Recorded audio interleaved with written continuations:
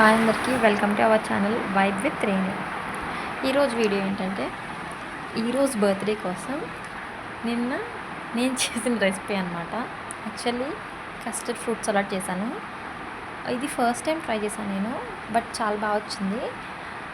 మా అక్క గులాబ్ జామ్ చేసిందనమాట. సో ఇద్దరిది కూడా చాలా బాగా వచ్చింది. ఫస్ట్ టైం ట్రై చేసిన. ఇంకా అవన్నీ చేసేసి మార్నింగ్ పూజ చేసుకున్నాం. బర్త్డే కదా, బర్త్డే రోజన్నా పెట్టాలి కాబట్టి దేవుడికి దండం పెట్టుకొని ఇలా డే స్టార్ట్ చేసేసాను అనమాట.